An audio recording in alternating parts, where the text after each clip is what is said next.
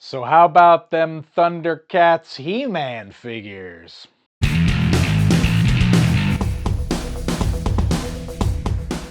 Hey guys, I am Pixel Dan. Thank you for joining me for another video here on my channel.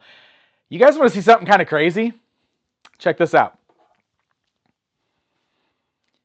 This is a figure that I made back in like 2002 that I still have for some reason. I have been thinking about MOTU ThunderCats since at least 20-something years now.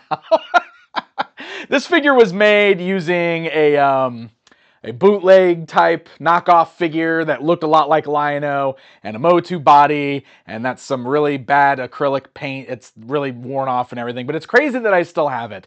And it's just here for demonstration. It's not a great custom. It's just here to show you that MOTU and ThunderCats is one of those things that fans have been mixing together for many, many, many, many years, and it makes perfect sense. These two properties are very complementary of each other. So customs like this have existed for a long time. People have always done fan art mixing these two properties together. Hell, we've had official ThunderCats figures done in this style. Funko did a line of ThunderCats figures in that 5.5 style and scale, very similar to vintage MOTU. Just recently, Super 7 released their own 5.5 ThunderCats figures. And if we're really thinking about it, ThunderCats Classics, or ThunderCats Ultimates, as it's now called under Super 7, don't forget that that started with Mattel, which was essentially a ThunderCats version of their MOTU Classics line. These two things have kind of gone hand in hand for many years, so it does make perfect sense that we now have an official MOTU ThunderCats toy line that is coming from Mattel. And this was announced back at San Diego Comic-Con this past July with a teaser at their panel. They just showed the ThunderCats logo, teased that something was coming. So we just got our official first look at the figures. And this is not, I mean, like, everybody knows this now. Like, you guys are watching this, you know, you've seen it, most likely. But I wanted to throw my opinion out there, because I guess some of you probably care about it. A lot of people have reached out to me, asked me what I think. And you know what? I don't know. I don't know what I think of these. Let's get into it first. Let's look at the figures. So this reveal comes courtesy of comicbook.com. They're the ones that broke the news and posted the images. So I'm going to make sure I link to their coverage in the video description if you want to go check them out, if you want to read the press release and everything yourself. But I'm going to go ahead and just go through this real quick. The press release says, in the spirit of Turtles of Grayskull from the last couple of years, this line is going to see new combos of existing characters from both sides, each gearing up with some of the other's looks and tech. The first round of Origins figures will include Skell-Ra, a merged form of Skeletor and Mumm-Ra, which can swap back and forth between the two, Lion-O, Cheetara, and Battlecat as a ThunderCat. All of these have ship dates in the spring. They're saying April. Usually that means February, March, so they could be showing up soon for all we know. So it's really interesting, first of all, that you know, a lot of us were kind of wondering what they were going to do with this. Was it going to be the same as they did with Turtles of Grayskull, where they weren't really like characters cosplaying as each other? Instead, they made a story and they found a reason for the Turtles characters to exist on Eternia, and they kind of like MOTU-ified a lot of the Turtles. And it does seem like that's essentially what's going on here, though we do have the one crossover thing with the Skell-Ra that we're going to look at. And it's also worth noting, like, MOTU and ThunderCats have done a comic book crossover before. I think it was around 2017. There was a crossover book. So we've seen these two worlds kind of actually merge together officially before. But it doesn't appear like this toy line is based off that storyline. This looks like it's its own thing.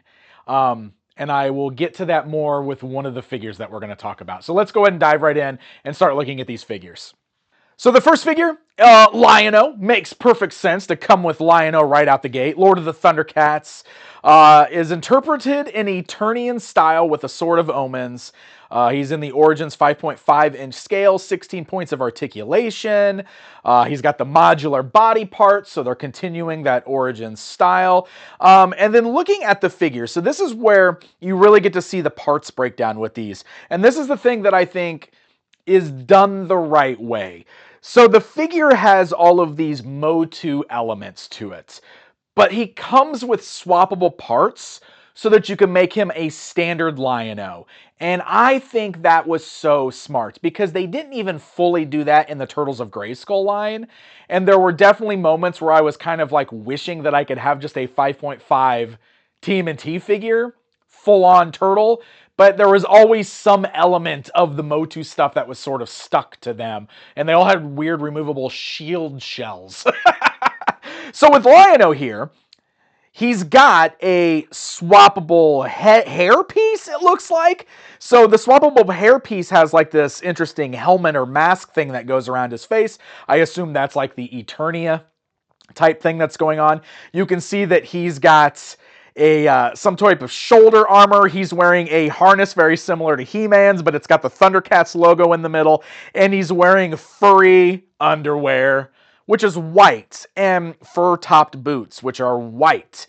The white looks odd on this. In fact, I don't know if I really like the Eternia parts. I don't know. Something about this, just the colors or something about it is not doing it for me. But you can see that he's got a swappable standard Lion-O belt. He's got swappable standard Lion-O boot tops that you can put on there. He's got a regular looking Sword of Omens. I would assume you can take the wrist bracer off the right hand there. That will probably just slide off with the swappable parts. So you can make a pretty standard looking Lion-O. And again, I think that's really smart. He'll be done in the Origin style, though this does look like the cartoon collection bodies. They got the skinnier, taller legs. I guess that works fine for ThunderCats. But I almost sort of wish they were the standard 5.5 Origins and not the cartoon collection. I don't know. So let's move on to Cheetara.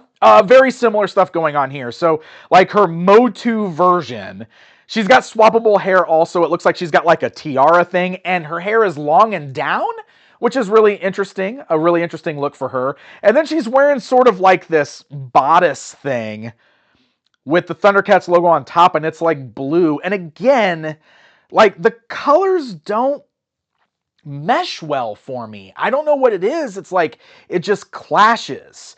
So you can take that off, and she's probably just wearing her standard Cheetara outfit. Just that's probably the sculpt of the figure underneath that armor. And then she also has swappable boot tops, so you can get rid of the fur-topped boots. She's got the little wrist bracer you can put on, and then she's got the short and long versions of her staff. So again, you can make a standard Cheetara. She's got the big poofy hair for the standard Cheetara look. So, and I'm glad to see Cheetara's in the first wave. I think that's cool. So let's go ahead and skip the other basic figure for now. I'm going to talk about him last. And let's talk about the deluxe figure, which is Skell-Ra. And this is a really interesting concept. So this is a merging of Mumm-Ra and Skeletor together. I would assume there's going to be mini comics that give us a story as to why this is happening.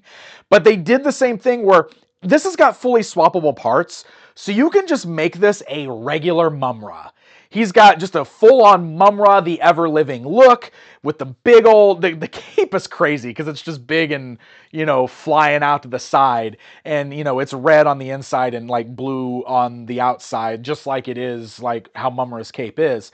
But you can switch that cape around the other way for the Skeletor look.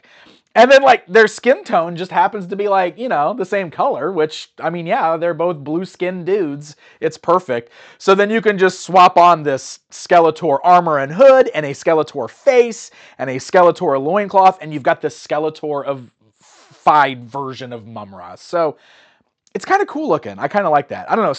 Skeletor works really well with a lot of different looks, and this is kind of cool. They put the ram horns on there, which, man, they just, I don't know why that's become such a thing for Skeletor. I get it, the Havoc staff. But I guess it works in this form because Mumm-Ra's got like those snake horns that come off the top of his helmet. I think that's what they're going for here. So, I don't know. I do like this one. I think this is the one I like better so far. But that brings us to the final basic figure in this line, and honestly, this is the thing that I think I like the best. It's Battle Cat Man. It's Battle Cat as a ThunderCat, and that's so cool. Now, this is what I was talking about earlier with the comics. That comic that came out in 2017 did this. They did a Battle Cat as a Thunderian, but he's got a completely different look in those books to what we've got here on the toy, which is what told me that these toys are not based off those books. That we're going to have a new story here. But still, it's a cool concept, and I think it's really neat that we're getting an action figure of a bipedal Battle Cat. I think that's fun, seeing him as a ThunderCat. It's a really cool looking figure. He's wearing a He-Man style harness, but it's got the ThunderCat logo in the center. It looks like he's got some armored claws that will clip over his hands. He's my favorite of this batch, and I think it's just because it's like a fun concept, and he's so different. He's something that we've really never gotten before, and that's what makes him exciting for me. So the price point on these figures is what we would expect. The basic figures are $20. The deluxe figure, Skell-Ra, is $30. And it seems like they're going to be available any way that we would normally buy this stuff. So you'll probably be able to pre-order these on online websites and stuff, which is what I'll be doing because that's way easier than trying to find them in the stores. So I don't know. Now I got to talk about my opinions, I guess, because I don't know. It's like, first of all, I don't ever want to yuck someone's yum. I've seen a lot of people really excited about these, and that is awesome. I'm glad that people are happy for these. I'm glad that these are striking a chord with fans that have wanted to see this for so long and that they're excited for them. I don't know if it's because there's just been so much stuff, like the MOTU machine has been churning in overtime with Turtles of Grayskull and Masterverse and Origins and Cartoon Collection. And just like there's been so many crossovers, like with so many different things over the past several years, it's like I'm numb to it or something, because these got revealed and I went, there they are. And I just didn't have like this feeling of needing them. Maybe I'm growing up. I don't know. Am I alone in this? I don't think that they're bad. I do think that some of those designs aren't working or clicking for me. Specifically, the Eternian gear on the ThunderCats isn't doing it for me. I want to see them fully assembled as their basic looks and see what that's like.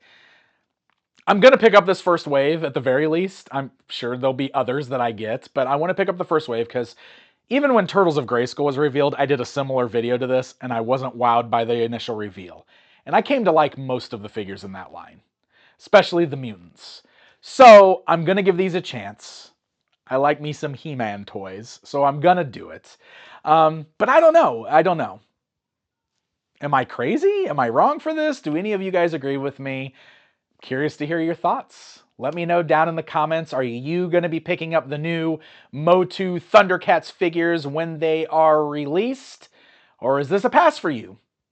Is it because it's a crossover and you're tired of those? Are you MOTU'd out? Are you ThunderCats out? Because there's a lot of those now too. Is there just too much stuff now? Kind of feels like it sometimes. All right, guys, let me know what you think. Thank you so much for watching. If you enjoyed this, consider hitting that subscribe button. And until next time, my friends.